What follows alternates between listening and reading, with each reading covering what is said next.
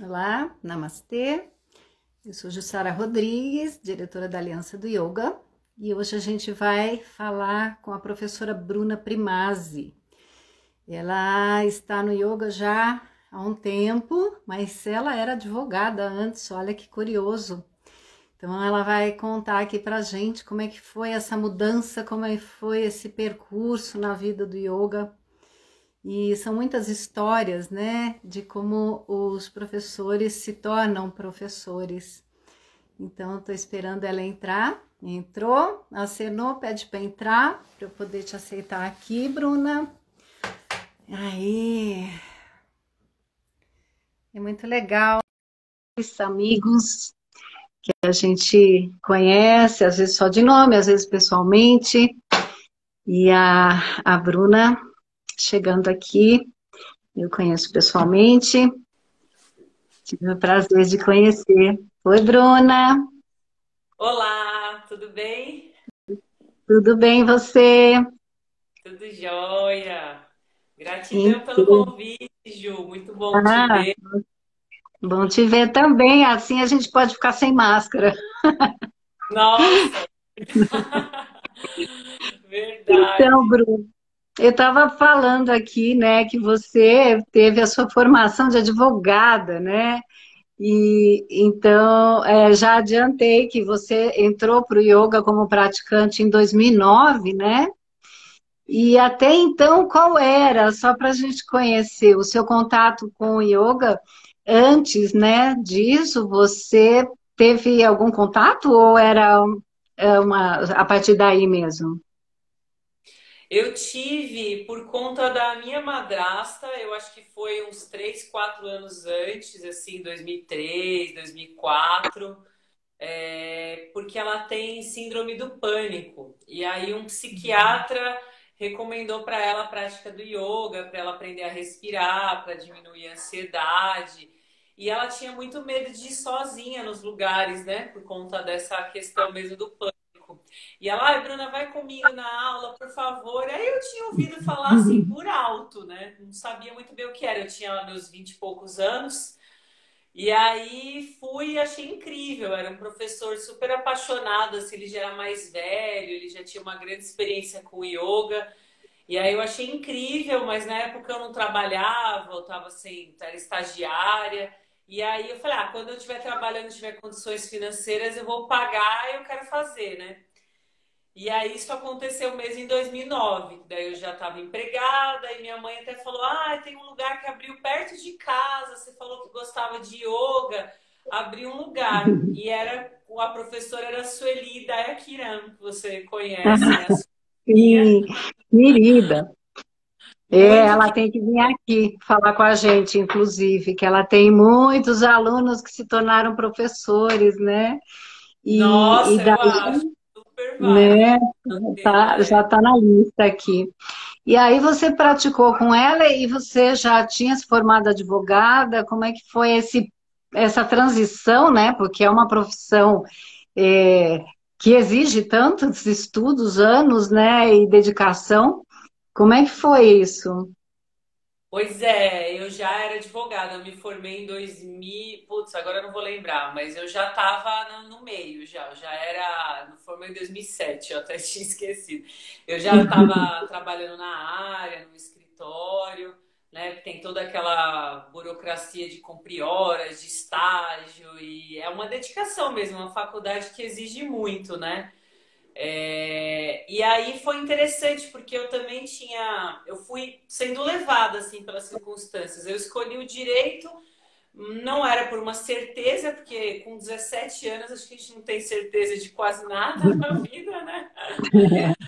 Foi muita influência assim do meu pai, né? Eu achava que poderia ser legal por eu gostar de história, por eu gostar de sociologia, né? Eu falei, acho que vai ser legal essa faculdade, vamos ver o que dá, né? Mas tinha uma coisa que me acompanhava, que o yoga realmente ele despertou assim, foi muito profundo, porque eu tinha distúrbio alimentar, transtorno alimentar. Desde 15, 16 anos eu tinha bulimia com compulsão alimentar, alguns episódios de anorexia também. E aí eu vivia com isso sem olhar muito como se fosse um problema, porque eu tinha assim uma questão muito profunda com engordar, aquilo me afetava muito, assim, uma transferência também que veio muito do meu pai, porque ele era gordo e ele sofreu, e aí ele acabou na adolescência passando isso para mim, no momento que eu tive uma oscilação ali de peso, com 12, 13 anos. Então eu vivia, convivia com aquilo, com transtorno alimentar, convivia com bulimia, vomitava quase todo dia, vários anos da minha vida. E eu Vários vivi anos, nossa, vários anos, vários anos. Eu tive bulimia, assim, no total, uns 12 anos da minha vida. E caramba, é aí eu muito digo tempo, né? sempre, né? É bastante, né? Significativo, né? E Eu você digo, era é, magra, esbelta e linda, né? Você sempre foi linda, mas nos padrões convencionais era aquela exigência, então, de ser a magra. exato. Eu nunca fui gorda, obesa, nunca tive nada que fosse preocupante para minha família. Ah, ela está obesa, vai ter um problema de saúde. Não era isso, era uma questão muito da cultura que acaba afetando a mente de todos, né? Meu pai também tinha problema com autoestima, minha mãe não sabia muito bem conduzir as coisas, né? Eles eram separados já. Então eu sinto que isso foi um fator muito determinante para eu seguir o caminho do yoga, porque quando eu comecei a fazer práticas mais regulares, eu comecei a entender que aquilo era uma violência muito grande que eu estava fazendo. Eu não tinha essa compreensão, porque era cômodo, né? Eu falei, encontrei uma solução, como que eu quiser e não engordo, né? A minha mente ocultava ali que aquilo pudesse ser realmente uma patologia, né? E quando eu comecei Aham. a fazer yoga, a Su, ela realmente, quando ela vir aqui, eu vou com certeza prestigiar, que a minha professora, ela me ensinou muito, assim, nas aulas. As aulas dela eram muito profundas, né? Sempre tinha yamas e niyamas, ela sempre falava muito sobre essa questão, né, da não violência. Aí eu comecei a entender que era realmente uma agressão. E aí eu senti muita vontade de me aprofundar, nos estudos, e ela incentiva muito. Então acho que isso é bacana também, que é um perfil E você dela, né? começou a diminuir depois dessa frequência no yoga? Como é que foi esse processo de abandonar, né, esse transtorno? Olha, quando eu estava fazendo, sim, comecei a diminuir, né? Quando eu estava fazendo as aulas. E antes de eu fazer a formação, que eu comecei a praticar regular em 2009, eu fiz a formação em 2012.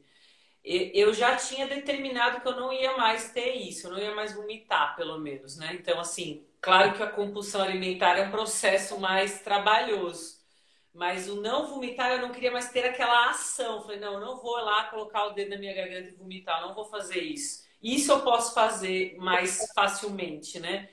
E foi antes mesmo de eu fazer a formação. Então, entre 2009, 2010, 2011, eu lembro que um dia foi muito forte para mim. Eu vomitei e saiu sangue junto. E foi muito marcante, assim. Eu realmente percebi que eu estava me machucando, me agredindo muito, né? E aí eu E a me olhei. rinça foi compreendida, né?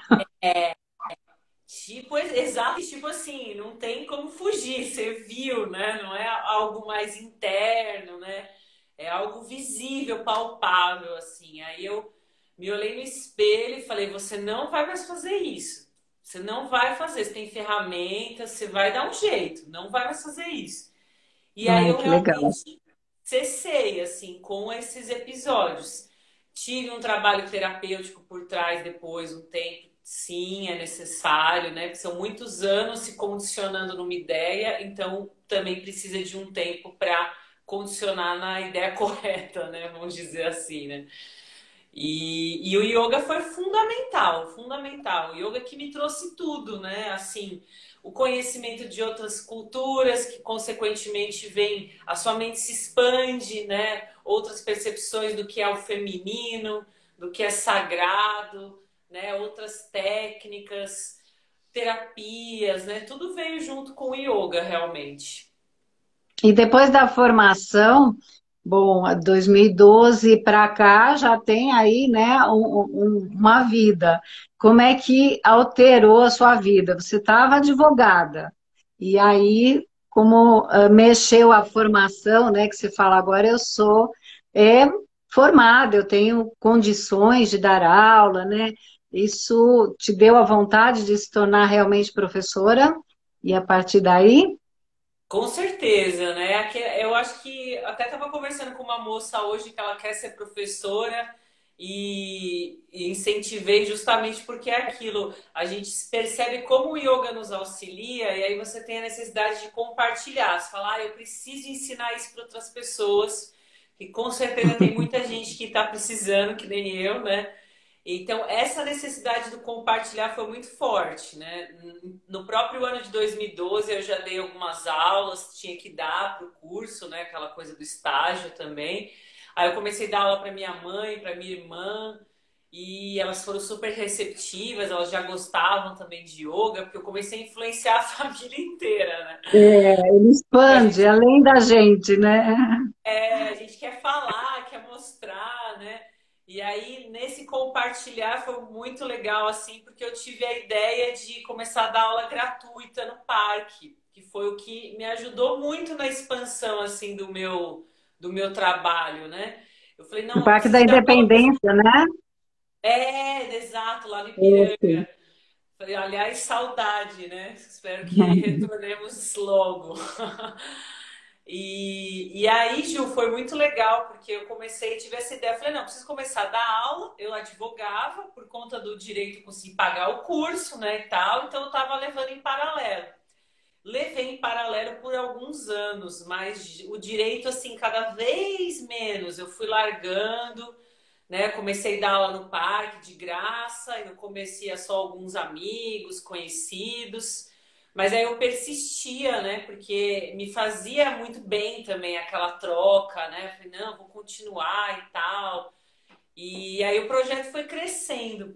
Paralelo a isso, o direito, eu trabalhava num escritório. No ano de 2013, você vê que Shiva não dá ponto sem nó, né? Eu já fui demitida no ano de 2013. Então, eu me formei, estava formada, professora, fui demitida. Eu falei, não vou procurar outro emprego. Vou Foi o trabalhar chute. por conta. Eu falei, vou trabalhar por conta, assim como advogada, porque tem essa possibilidade, mais fácil, né? E vou dando aula de yoga. Aí eu fui fazendo isso, assim, pegava um processo ou outro por fora e tal, ia dando as aulas, o pai que me ajudava também a conseguir alguns alunos e tal. E assim fiz por um bom tempo. Até que eu comecei a fazer terapia mesmo, que eu nunca tinha feito terapia com psicólogo mesmo, assim, cognitiva, comportamental, uma coisa assim, mais voltada para o entendimento da mente, dos padrões, né? E na terapia eu percebi que eu já também estava advogando por um apego, assim, sabe? O medo de falar, mas eu não sou mais advogada, que é um título. A minha família também, a gente percebe como a família às vezes puxa a gente para umas coisas, né?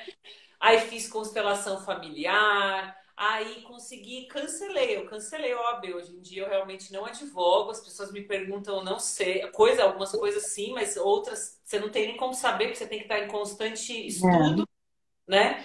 E hoje em dia eu sou muito bem resolvida com isso, assim, mas foi um processo, né? Não é do dia para a noite.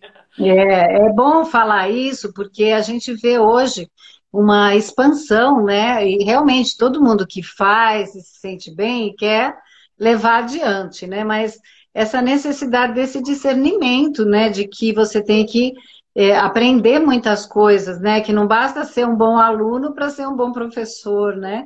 Então, além do curso de formação, essa coisa da profissão, né? Você larga tudo e fala, e agora, né? Professor de yoga não é milionário, não sai ganhando, né, horrores.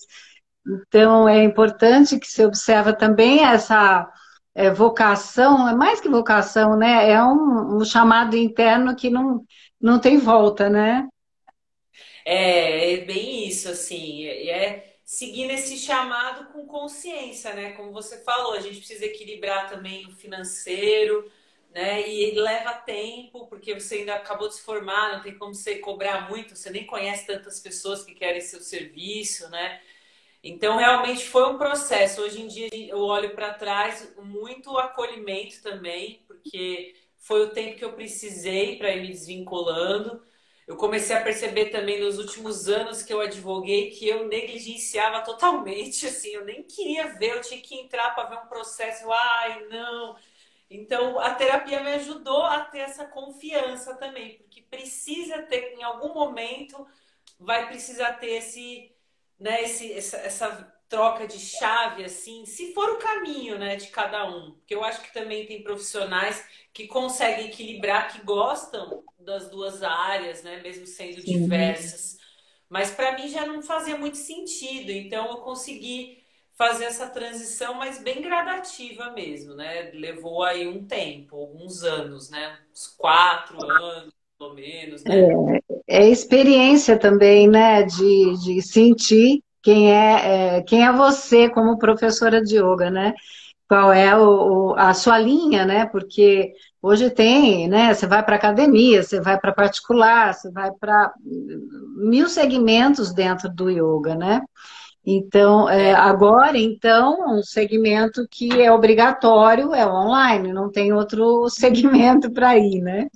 Por hora, a é, gente respeitando essa nova configuração. Então, para você que já vinha, né, enfrentando essa o mercado de trabalho, né, porque a gente dá aula por dia, assim, né, de uma para outra, de uma para outra e vai, né? E aí, de repente, mudou tudo, né? É da onde você estiver para quem estiver online, né? Como é que foi esse último ano e meio, essa vida online? olha, no começo é assustador, né? Você fala, nossa, como que eu vou fazer para gravar aula, né? A gente se vê meio sem recursos técnico e tecnológicos, né? Tecnológicos, assim, de tipo um bom celular, uma boa câmera, espaço de armazenamento para editar o vídeo. Você se vê assim como um youtuber, né? Você fala, nossa, e agora eu preciso saber editar um vídeo, né? E eu nunca me interessei por isso, né?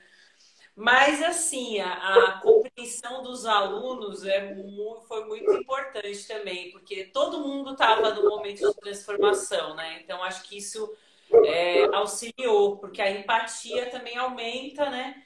E aí eu fui encontrando formas, até por sugestão dos alunos, né? Assim, a gente, vamos gravar aula. Gente, eu vou gravar só em áudio, vê se dá certo. Até hoje eu tenho algumas alunas que acompanham só por áudio, sem Olha que vídeo, legal. porque elas já têm a prática há muitos anos, já praticam comigo há muitos anos, então elas já sabem a linguagem, conhecem mais ou menos os asanas e vai legal. É, Alguns realmente você perdeu, né? Deve ter muito professor que aconteceu isso, não conseguiu Tem manter. gente que não acompanha, né, essa mudança, mas você sentiu o quê? Teve mais novos ou você manteve os que já eram alunos? Olha, esse ano de 2021 teve mais alunos novos, né? Eram pessoas que eu já compartilhava do Ipiranga, da aula no parque, compartilhava assim, já me conheciam, eventualmente uma aula ou outra já tinham feito, mas não eram alunos regulares, né? E eles reapareceram alguns outros novos também esse ano, porque daí eu consegui formar turmas regulares online, que daí é ao vivo, né? Que até o ano passado não estava nessa coisa do ao vivo. Acho que a gente estava achando que ia acabar logo. Eu não sei, eu tive essa sensação, né? Ah, é meio provisório. Cada mês era um combinado. Ó, gente, vamos manter assim. Ah, então, quando a gente percebeu que o negócio ia prolongar mesmo, aí comecei a fazer as aulas online, ao vivo, né? E aí foi fluindo mais, acho que foi dando mais confiança, assim, que era um caminho super viável, né? E nesse Uhum. momento presente eu sinto que para mim é uma alternativa para o futuro Para mesmo, sempre. para sempre, Mudou o né? perfil, né, do mundo, né, aceitar essa conexão e ser possível, eu acho que, né, a mídia vai cada vez ser mais evoluída, né, daqui a pouco a gente vai estar holograficamente ao vivo numa sala, a ficção se torna real, né, e a gente não tem escapatória, né? No momento não tem para onde ir, né? Ou você para ou você acompanha, né? Mas qual a dificuldade que você achou maior nessa mudança, nessa adaptação do novo mundo? Olha, eu achei difícil assim, assim, eu transmitir às vezes a energia, a mensagem que uma prática presencial tem, né? Assim, manter a mesma qualidade do serviço, vamos dizer assim, porque presencialmente algumas coisas são muito mais fáceis de ensinar, ajustar uma asana, né? Corrigir o aluno, ver se ele está fazendo bem e manter essa energia assim ativa do vínculo mesmo, né? Porque o presencial ele já tem o vínculo por si só. A pessoa vai até um lugar, é o meu momento do yoga, né? Aí ela se conecta mais fácil. Então eu acho desafiador você manter o aluno interessado e conectado Uhum. realmente, porque tá na casa dele, eu vejo que muitas pessoas durante a aula levanta, pega não sei o quê e volta. É, Você não tem muito distrações, né? distrações. Eu acho que isso é o mais desafiador, assim, porque acaba que você tem que estar muito focada para não se afetar, né? Tipo, a pessoa levantou de novo. Assim, né? Eu acho que Porque você está inteiro ali, né? Agora, se o outro vai corresponder, é muito de cada ambiente, de cada pessoa, né? É sempre, eu acho que o inesperado, a internet cai, né? Tem mil, né? O cachorro late. Eu acho que acaba a assim, luz. a gente está vulnerável, né? Quer dizer, sempre estivemos, mas é aí dependente até de uma tecnologia que a gente não controla, né? E, Exato. e os alunos, como eles estão? Você acha que. Porque a gente sente que teve que ficar um pouco mais simples as aulas para não correr riscos, né? Então, às vezes tem aluno que acha um pouquinho chato isso, né? Fala, ai, parece que não evolui, né? Principalmente aqueles que querem posturas desafiadoras, né? E a gente, né, com aquela segurança, né, em nome de tudo. Como é que é essa relação de posturas mais avançadas e como os alunos reagem? Isso é um ponto importante para professores falarem. É até legal você estar falando, porque eu vejo que não é só algo que é comigo, né? Que é uma coisa geral, assim, de perceber que a aula teve que mudar um pouco, né? Teve asanas que eu nunca mais dei, desde que eu comecei a pandemia, né? Porque é difícil de explicar e você não tem como confirmar se a pessoa está fazendo adequadamente, porque tem tudo o que você falou. É o posicionamento da câmera, é uma questão de disponibilidade de cada um. Então, às vezes, a pessoa não consegue melhor do que aquilo, né? No que concerne a ser vista e tudo mais, né? Então, realmente são desafios. O que eu estou usando de ferramentas agora é tentar inserir fácil práticas dentro do que eu posso, naqueles asanas que eu consigo trabalhar, talvez mudar um pouco o ritmo das aulas. Gente, hoje vamos fazer uma aula mais vinyasa e tal, explica um pouquinho o que que é. Hoje vamos fazer mais uma permanência e tal. Aulas temáticas associadas com o que está acontecendo no momento. Por exemplo, hoje é a lua minguante. Vamos fazer uma meditação para a lua minguante, vamos se conectar com a lua e faz posições para a lua. É dia de Shiva, vamos fazer uma prática para Shiva. Segunda-feira, eu falei, segunda-feira é um dia dedicado a Shiva, vou fazer uma aula especial para Shiva. Estou trazendo isso, mantras no relaxamento, mantras para eles cantarem junto. Aí eu envio a letra do mantra para eles. Assim, eu estou buscando essas alternativas, né? Oráculo, tem uns oráculos que são muito conectados com as mensagens do yoga, tem uns até que são próprio para yoga mesmo, assim, é bem legal. E aí eu tiro no final da aula também, para trazer uma outra conexão com o yoga, para tirar um pouco assim o foco do físico, porque sempre vai ter numa prática, né, de Hatha Yoga, mas também outros elementos, a respiração, né, a meditação. Então, é o que eu E você tenho tem feito. um lado, né, assim, também terapêutico, né, e do próprio Theta Healing, né, que você trabalha. Então, o seu lado místico, música, né, mantra. Então, a gente percebe, né, que como eu acompanhou aí a sua carreira, que você foi incorporando, né, essas suas esses seus aprendizados, essas suas descobertas, porque é você, né? Então a gente é o yoga da gente, né? Então eu vejo muito transparente, né? Que você também foi sendo, né?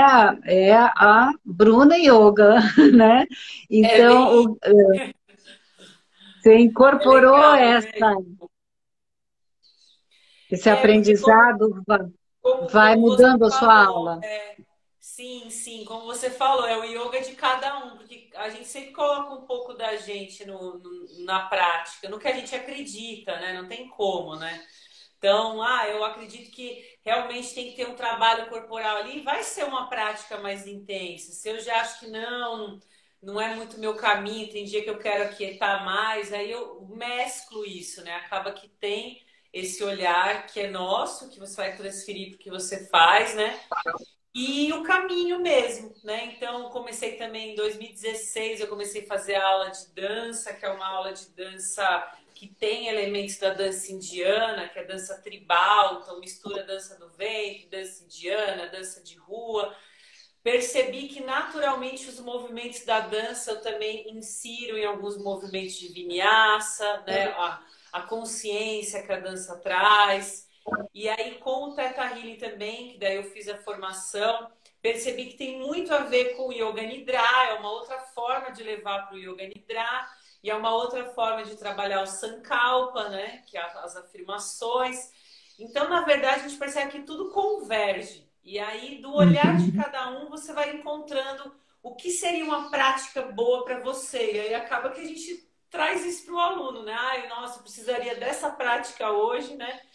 E esse nosso gosto, assim, vamos dizer assim, as habilidades, a gente passa também para a aula, né? Não tem como escapar, Isso né? fica numa aula, vamos dizer, são todas com essas características. Você traz, por exemplo, o misticismo, os mantras, as figuras, né?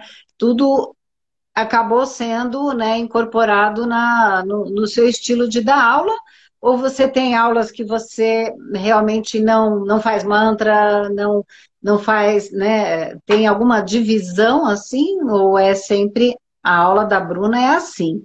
Já sei que vai ter mantra, já sei que vai ter o dia da lua, o dia do Deus, é assim, o seu estilo já.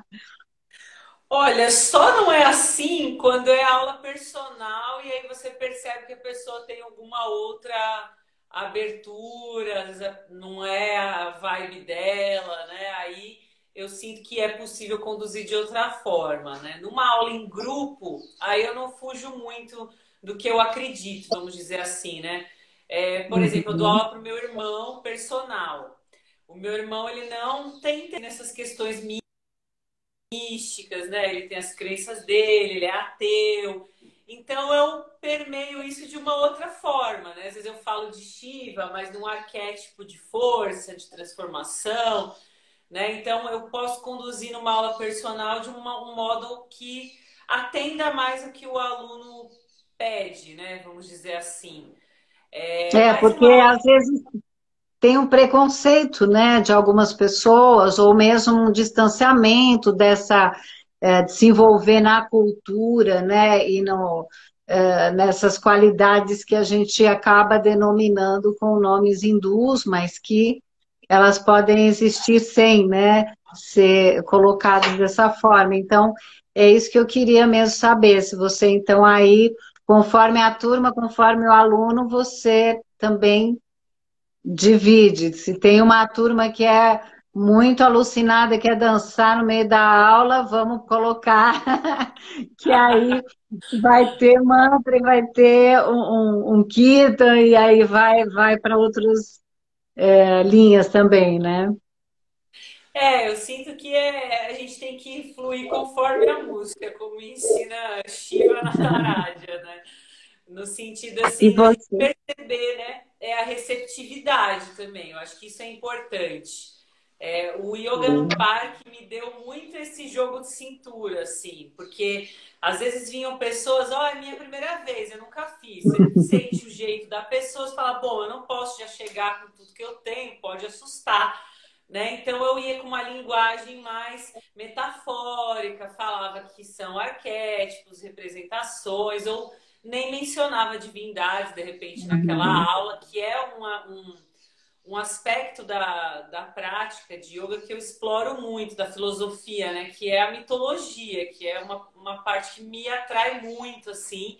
Então, sempre que eu vejo que há essa receptividade dentro dos grupos, eu transmito. Senão, eu acho que a gente pode ter abordagens diferentes também, mas passar a mesma essência. Eu acho que isso, a É. experiência nos dá, né? Um pouco mais, assim. É, isso é legal.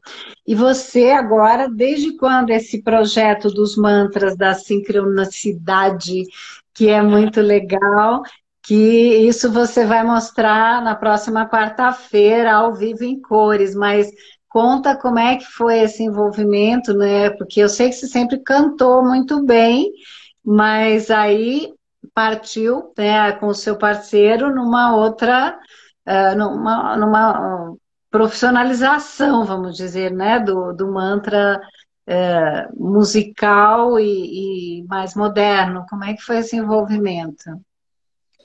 Pois é, os mantras também sempre foi uma conexão muito profunda, né? Como as divindades querer entender quem era Shiva, porque ele tinha tantos braços, porque ele era daquele jeito, né? Sempre foi me despertou muita curiosidade e os mantras foi algo até inconsciente, que a Su, ela cantava muito nas aulas e eu chorava, não entendia por quê, emocionava muito, então aquilo me impulsionou a querer estudar, ouvir mais, né?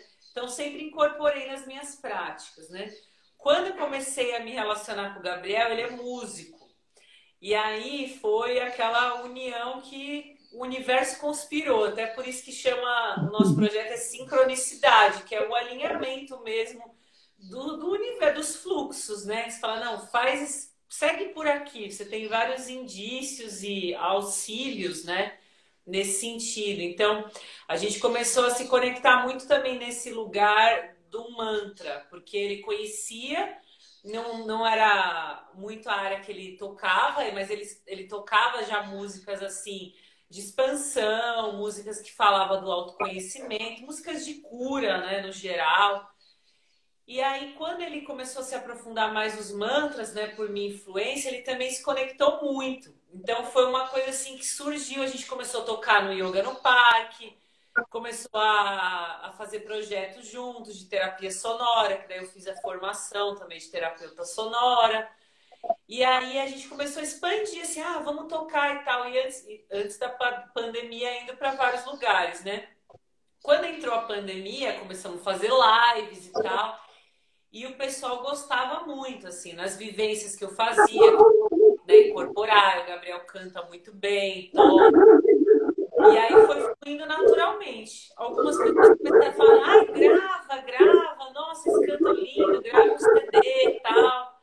E aí eu fiquei com aquilo, falei, ah, vamos gravar, porque eu também sempre tive uma veia artística, né? Eu queria ser, quando era criança, o meu desejo era ser a Xuxa, ser cantora, né? Ser essa pessoa que aparece, né? Eu falei, não, amor, vamos gravar, você é músico, você conhece seus amigos que tem gravadora, né? Vamos fazer esse movimento. E aí, o ano passado, ele se conectou com um produtor musical, ele estava fazendo um projeto dele, né, com esse produtor. E o produtor é uma pessoa muito querida, muito receptiva. Eu, Gabriel, vou perguntar para ele se ele produz uma música nossa, né, que daí seria fazer uma estrutura mais moderna mesmo de som. Como é o projeto que a gente lançou mesmo, essa proposta, né? De ter vários instrumentos, não ser uma coisa muito tradicional de kirtan, né? Mas uma música mais universal, assim, né? Até que é no segmento de world music que a gente pensou, né? E aí ele gostou tanto quando a gente mostrou umas músicas para ele, uns mantras, ele achou incrível, ele falou, não, vou produzir o álbum inteiro, vou entrar no projeto, vamos fazer. E aí ele estava super disponível, né? Aquela coisa da sincronia do universo. E a gente começou a gravar, e a gente gravou super rápido, assim, em termos artísticos. Foi em 6 meses de começar a gravar e o álbum ser lançado. porque é um processo trabalhoso, assim, você produzir as músicas, gravar várias vozes, a gente fez várias vozes, teve participação de um amigo que gravou o sitar, o harmônio, então foi bem um projeto assim bem profundo mesmo pra gente e fazer as versões dos mantras, né, os que a gente podia utilizar, os que eram de outros artistas não podia, tinha que criar os nossos e tal. E aí a gente lançou no final de março o EP aí em todas as plataformas, né? E agora sim, estou muito conectada com essa energia de expandir o projeto, porque eu sinto que é uma forma muito acessível de yoga, né? De você sentir o yoga de uma outra forma mesmo, forma terapêutica, né? Que envolve o som, que envolve essa língua sagrada, que é o sânscrito, né? E os arquétipos também, as divindades, mas de uma outra forma, né, também. A pessoa não precisa entender exatamente quem é quem, mas saber que aquilo traz uma energia, né? Você já usava mantras na sua aula de terceiros, né, de músicos, mas você também cantava antes desse trabalho. Sim, sim, eu sempre cantei músicas de outros mesmo, que eu ouvia, mantras que são populares, né, que a gente sabe que nem tem um autor específico, né, tipo Shiva Shambho, aquela melodia já é praticamente patrimônio cultural da humanidade, né? E aí eu comecei, sempre cantei, assim, até foi muito legal com o Gabriel também, que antes da gente começar a se relacionar mesmo, ele já tinha visto em rede social, eu cantando uma coisa ou outra, e aí foi indo natural também. Ele falou, meu, vamos começar a cantar, você canta bem. E aí eu fui também criando confiança, que nesse aprimoramento, principalmente do ano passado, né, ganhando esse ar profissional, né, de colocar melhor a voz, de trabalhar a afinação técnica mesmo, né? E aí, Estúdio, né? nossa, estúdio, a primeira vez que eu fui gravar foi o Mantra pra Ganesha, né? Meu Deus, Ju, eu chorava, chorava de nervoso e fiquei com dor de barriga. E a Foi uma escolha dos operação. mantras? Como é que vocês escolheram os mantras? Olha, foi muito na base do nosso sadhana, assim, também, né? Hum. Do que eu estudo, do que o Gabriel também tem afinidade. Ele se conectou muito com Shiva também, a gente é bem shivaísta nessa família. E aí eu fui indo pela que era lógico para mim. Ganesh, Senhor dos Inícios, tinha que ser primeiro um mantra para Ganesh. Tinha que ter um mantra para Ganesh, porque senão não seria Não ia dar próspero. certo. Exato, falei, não vai dar certo, eu tenho que ter um mantra para Ganesh. Aí foi nessa ideia. Aí Shiva, pai de Ganesha, criador de yoga, tem que ser o segundo mantra. Aí a gente foi pensando nos mantras por conta das divindades que a gente tem conexão mesmo. Aí as deusas, ai, tem que ter um para as deusas. Ai, é o ano de Kali, tem que ter um mantra para Kali. E aí foi fluindo. Alguns o Gabriel muito se conectou, como é o Om Shanti, que é o Purnamadat, né? Ele ouviu, assim, falou, meu, vamos fazer uma versão desse mantra ali, que ele criou um dia, assim, de tarde, super rápido. Eu falei, nossa, amor, vamos gravar esse. Então, foi fluindo mesmo, mas muito do nosso gosto, né, dos mantras que a gente considera importante. Mas como é um caminho muito profundo, já estamos gravando o segundo álbum, porque é muito mantra, né? Eu queria falar, para escolher quantas vocês gravaram nesse primeiro trabalho. Esse a gente gravou 7, porque é o número máximo de um EP, né? Porque daí uma questão musical mesmo, o produtor nos aconselhou, ó, vamos lançar primeiro um EP, que na linguagem da música é até 7 músicas ali, né? O que for é o determinado. Quando é acima de 7 é um álbum, né? Aí tem o single, lança a música separada. A gente lançou o single que foi o Ganesha, né? Por motivos óbvios. E aí a gente tinha mais então 6 músicas para produzir. Aí dentro daquilo que a gente estava achando que estava mais bonito também, da energia, eu também queria gravar muito um mantra para o guru, para o mestre, né? Que eu sou muito conectada com o Yogananda. E aí a gente fez um mantra também para ele, né? O Gabriel também compôs ali a letra e a melodia. E aí a gente compilou, né? Então, foi um mantra para Ganesha, para Shiva, para as deusas, né? Tem dois mantras para o guru.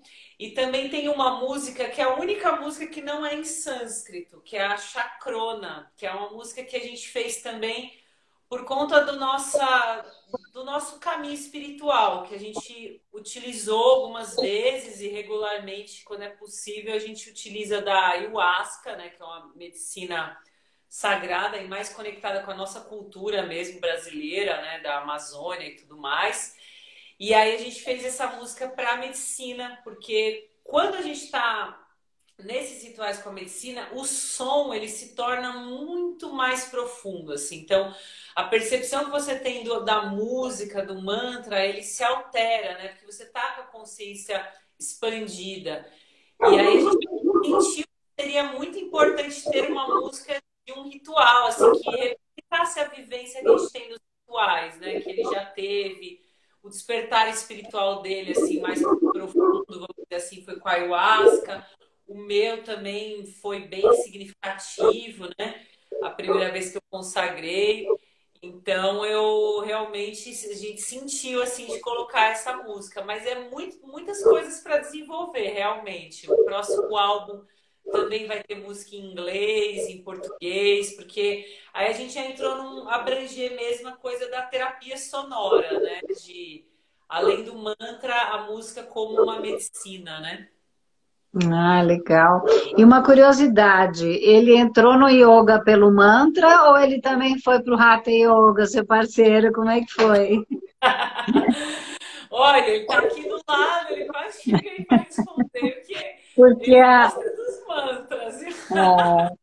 porque a gente fala, faz yoga, faz, tá fazendo mantra, né? Tá fazendo yoga, né? Tá conectado com a energia, com os deuses, com tudo isso, né? Mas é uma curiosidade, porque com a professora em casa, a gente quer trazer, né? Com E, certeza. Mas ele já fez algumas aulas comigo, com certeza, até para me auxiliar, às vezes, nessas aulas ao vivo, né? Ah, amor, faz a aula, eu vou ir fazendo os ajustes, aí os alunos conseguem entender melhor. Fez algumas aulas no parque já, mas ele se conecta mais é com os mantras mesmo. O os Hatha mantras, Yoga né? não Ah. bateu muito ali ainda. E me conta uma coisa, a parte do transtorno alimentar passou, acabou, ficou na história, tem resquícios, como é que ficou isso para você? Olha, o transtorno alimentar, eu acho que como uma característica que está ligada com ansiedade, com alguns outros padrões, né, que nem cada um vai ter os seus, mas eu acho que muito relacionado assim à autoestima, à cobrança excessiva com o corpo, né? Eu acredito que sempre tem que estar vigilante, porque existe uma tendência, né? Então eu acho que tendências a doenças a gente tem mesmo, porque está na É nossa um constituição. samskara. Exato, faz parte da nossa ancestralidade, faz parte do nosso mapa astral. Eu descobri que até pelo mapa astral você consegue identificar a predisposição a doenças, né? Tem esse estudo também. Então eu acho que assim, todo mundo vai ter ali o seu ponto fraco, né? Tendo essa consciência, é mais fácil de identificar se você está indo pelo caminho errado, né? Tipo, ai, olha, tô emocionalmente abalada, tô comendo pra caramba, isso pode ser que me ligue um gatilho, daqui a pouco de eu querer vomitar. Então, paro antes e observo, né? Então, já faz alguns anos já, graças a Deus, é que eu não tenho mais, posso dizer que não tenho mais nenhum episódio, né? Mas também fiz terapia, né? Como eu mencionei, eu acho muito importante, sim, né? A terapia para a gente compreender mais de onde vêm as questões, né? Compreender as crenças que a gente tem e no que aquilo acarreta, né? O gatilho, né? Que aí traz aquela questão. Mas viver uma vida de yoga ajuda muito, né? Porque você tem as técnicas, assim, você sabe as técnicas e você gosta delas, né? Você se Acredita autoriza, nelas, né? acredita nelas. Então, quando eu vejo Você teve muitas. um processo de cura também que você mostrou, né, nas mídias que eu acompanhei, que você batalhou aí por uma medicina natural, né? O que que É, da aconteceu artrite. que você superou, né? Pois é, a artrite também é algo que eu até preciso falar depois, porque eu falei que iniciei o tratamento, preciso até dar um feedback, assim, que eu acho importante. É, Porque muita gente me acionou por conta disso. Falou, nossa, Bruna, pessoas distantes, assim, que retomaram o contato, gente que eu nem imaginava, para falar que também teve uma questão parecida e para me perguntar o que eu estava fazendo, né? Então, eu acho importante fazer isso, sim, até bom que você pontuou. E foi também uma questão que mudou mais ainda a minha prática de asanas, porque eu gostava muito de asanas fortes, mas eu não tinha facilidade, eu sofria. Por exemplo, dor nas articulações sempre me acompanhou na vida, mas eu nunca achava que era uma coisa que eu tinha que olhar, achava que era normal, porque tá forçando, tá desenvolvendo. E aí, quando eu tive o diagnóstico de artrite reumatoide, aí eu entendi que não era normal, mas que era possível ainda praticar yoga, apesar de eu ficar chocada no início, chorar, ter crises. Eu imagina. realmente, né? Porque até hoje eu não faço chaturanga, por exemplo. Chaturanga não consegui ainda mais, porque ombro, cotovelo e punho é muito sensível ainda, né? E aí eu fui compreendendo que não tinha necessidade, eu fui ajustando, né? Dou para os meus alunos, também passei por essa barreira, mas eu vou ensinar sem poder fazer. Aí, como a gente estava no online, me facilitou, porque daí tem vídeos, tem outra pessoa Você pode mostra. fazer, né? Mostro. Mas e E os aí, medicamentos? Eu lembro que você batalhou para sair dos medicamentos, que você viu que ia ser uma dependência total, né? E aí nossa, você disse não, né? total, foi também um momento bem desafiador, assim, porque a medicina tradicional nesse ponto, ela é deprimente. Olha, você tem que tomar isso a vida inteira e paciência, obrigada, volte em breve. Foi isso, assim. E aí eu comecei a pesquisar, né, até por conta de pessoas que eu conhecia através do yoga. Descobri que tinham terapeutas naturais, fui atrás deles, né? E aí tinha vários tipos de tratamentos diferentes que também eu fui experimentando e vendo o que fazia sentido para mim, o que funcionava melhor, né? Hoje já faz um ano e meio do meu diagnóstico e aí eu já tô bem melhor, assim, bem melhor. Eu tive uma fase muito difícil. Quando eu parei de tomar medicamento, eu falo que só eu e o Gabriel sabe, assim, que eu passei, porque eu acordava chorando de dor e eu não queria tomar mesmo. Eu sou uma pessoa um pouco teimosa nesse ponto, porque eu não tomava nem assim para tirar a dor, sabe? Eu queria ficar com a dor porque eu queria entender quando ela ia passar, o que eu tinha que fazer para ela passar. Porque eu E entendia que que o remédio ia só anestesiar, ele não ia curar, né? mascara, né? É. E aí E aí você foram mudou a alimentação total, a forma de lidar com a prática, tudo foi. foi essa adaptação.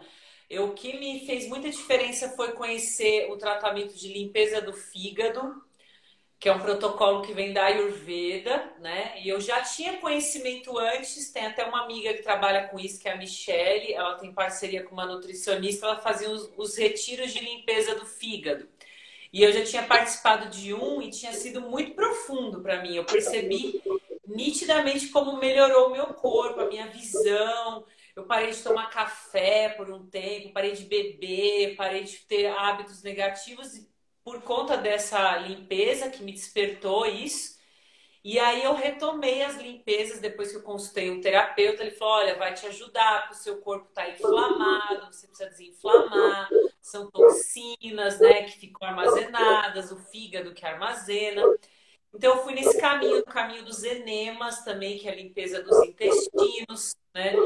Porque também ali no intestino fica armazenado memórias e resquícios e tá influenciando no geral a saúde geral do corpo, também os hormônios, do bem-estar e tudo mais.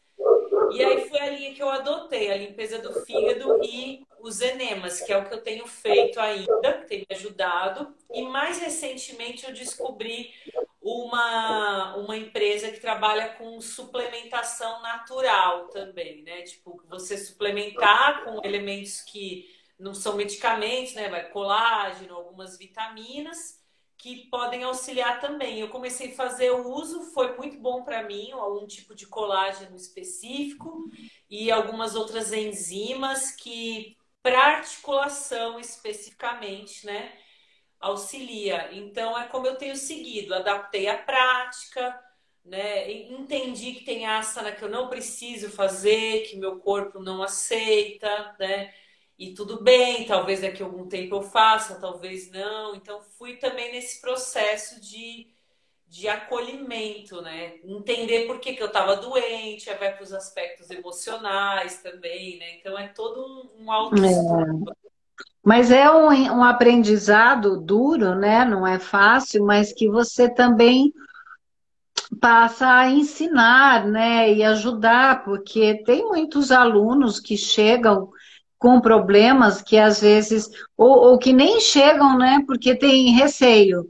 Mas quando vê que não, se a professora tem isso e supera, eu também posso, né? Superar, ela vai me ajudar no processo. Então, quando você vê, né, essa solução que você apresentou, eu acho muito importante mesmo, porque é uma luz diferente para pessoas que de repente falam, nossa, não tem mais jeito, né? Vai ter um, né?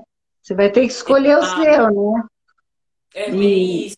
Eu acho que é importante mesmo. É importante ter professores de yoga que trazem essa experiência pessoal, porque ainda é um segmento que parece que é tudo lindo, a professora é sempre calma. Ainda ouço de alunos, mas você tem ansiedade? Ainda tem isso, né? Então, é não, importante. não é uma perfeição, né, o professor, né? Senão ele não estava, né, encarnado. É bem isso, né? E isso, assim, te fez, né, mudar de novo aí a forma de, como você falou, acolhendo os seus problemas e contornando e assim lidando de uma forma que eu acho que sai também aquela preocupação do físico só, né? Porque parece que com o tempo quase todos os professores vão sutilizando também a prática, né? E dando mais importância para os pranayamas, para a meditação e aquelas posturas, né, que são lindas na foto, já não são tão mais importantes, né? Você sentiu isso? É engraçado você falar isso, Ju. Eu tava pensando esses dias sobre isso. Falei, nossa, como é engraçado. Com o tempo, os professores todos vão fazendo esse caminho, né? Que eu acho que é o natural. A gente começa focado nisso porque também é o que a nossa cultura permitiu chegar no primeiro momento, que foram os asanas, as posturas, né? Eu acredito que se a gente nasce na Índia, a gente já tem uma visão muito diferente do yoga, das técnicas, né? Porque faz parte da cultura deles essas outras percepções também, né? Eu acredito que com o tempo e com a experiência a gente vai absorvendo mais conhecimento e também dentro de nós percebemos o que realmente é necessário, né? O que realmente precisa, o que eu preciso priorizar, né? Porque não é sempre que a gente vai conseguir fazer 1 hora de asanas de prática pessoal todo dia, né?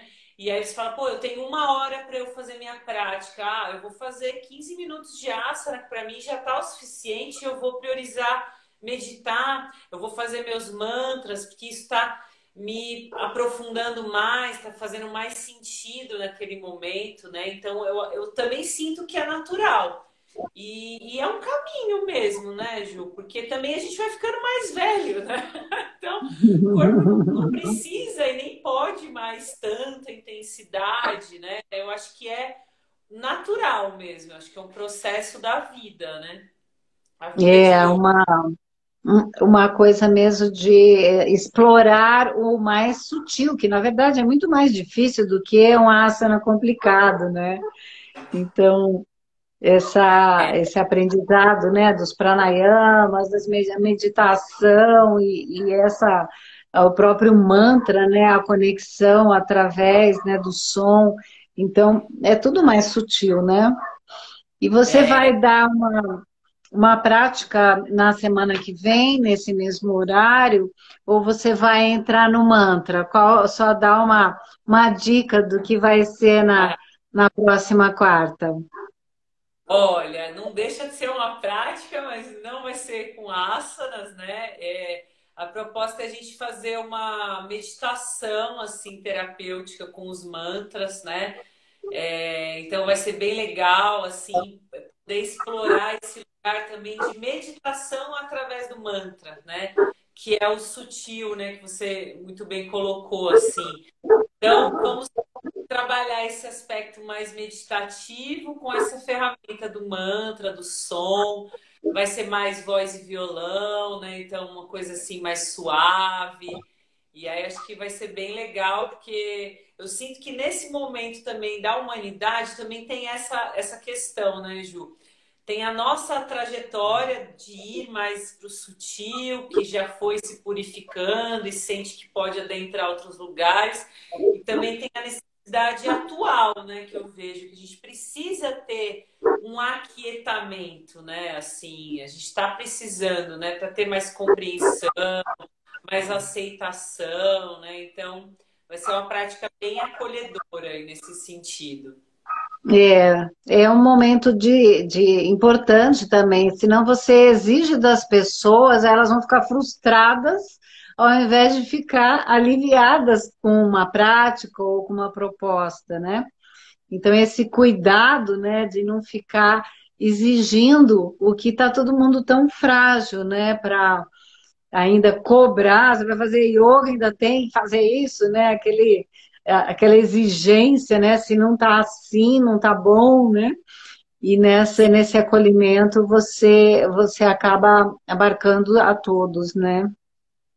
Sim. Uma outra curiosidade, antes de acabar aqui mais uns minutinhos, qual o seu mantra desse trabalho, desses 7 gravados, qual é o favorito? Ah, e essa é muito difícil. Mas eu quero um pedacinho, quero um pouquinho dele. Vamos. Olha, um dos mantras que eu mais ouço, assim, que eu acho muito especial, é a última faixa, o Shanti Om, porque ele junta dois mantras muito poderosos, né? Que é o Purnamadav, que fala dessa questão da totalidade, da perfeição que a gente está inserido, né? E o Asatoma, né? Que é como uma prece, né? Para pedir a clareza, a iluminação, a sabedoria, né? Então são mantras muito bonitos e profundos. E eu também trabalho eles na minha aula de dança. Eu estou coreografando junto com a minha professora esse mantra para a gente fazer apresentações junto, né? Quando a gente puder apresentar presencial, vai ter também o elemento da dança. Eu E aí vi eu o seu escuto ele. ensaio, Ai, você viu? eu vi, legal, né? Incorporar mesmo, né, ao som, ao movimento, ao sentimento, sem perfeccionismos, né? Eu acho que aí está o que é mais importante mesmo, né? O sentimento nessa união. E você acha que dá para a gente terminar hoje? Você pode fazer um mantra ou cantar, ou só um especial para a gente encerrar nessa live? Ah, vamos fazer aqui. Vamos fazer a capela mesmo hoje. Mas acho legal cantar esse mantra do Shanti Om, que já tem uma mensagem muito positiva também, novamente focando, né, nesse momento atual, principalmente do nosso país, né? Que às vezes a gente fica muito descrente porque está acontecendo as coisas, não parece que tem muito sentido, ou se tem sentido é muito doloroso também, né? O processo. E esse mantra reforça que a gente já é a plenitude e que tudo é perfeito, mesmo quando parece que não é, tudo está perfeito. Existe uma consciência que rege, né, todos os seres e a gente tem que confiar, entregar e confiar, né? Então, convida aí todo mundo que está conectado a fechar um pouquinho os olhos, respirar profundo. E E aí a gente vai quarta-feira tem mais. sair. Quarta que vem tem mais, não percam. A gente vai respirar profundo, alongar a coluna, levar a atenção para o centro do peito, para o coração. Sentir que nesse lugar, que é a morada da nossa essência, nesse lugar existe profundamente uma sensação de paz, de harmonia. Vai se conectando com o som, vai deixando essa sensação ampliar, expandir. Shanti, Shanti, Om. Shanti, Shanti, Om. Hari Om.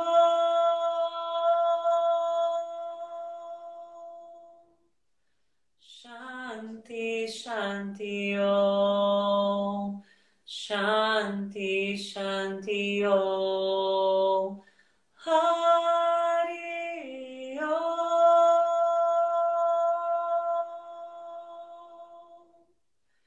Shanti, Shanti, Om. Shanti, Shanti, Om. Purnamada Purnamidam Purnat Purnamudachyate Purnasya Purnamadaya Purnameva Vashishyate Om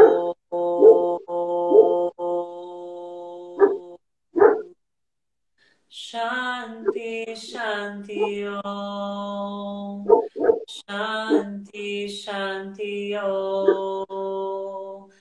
Hari Om.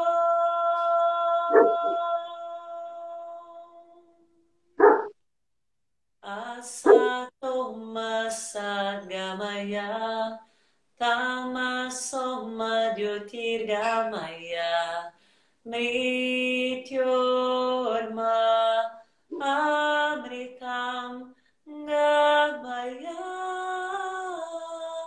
Asato Masagamaya Tamaso Madhyotirgamaya Mrityorma Amritam Gamaya.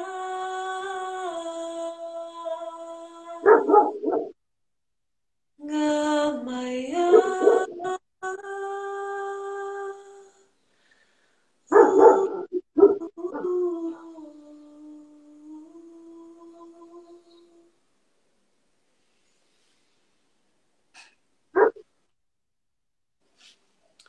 Gratidão, Ariuna. Namastê.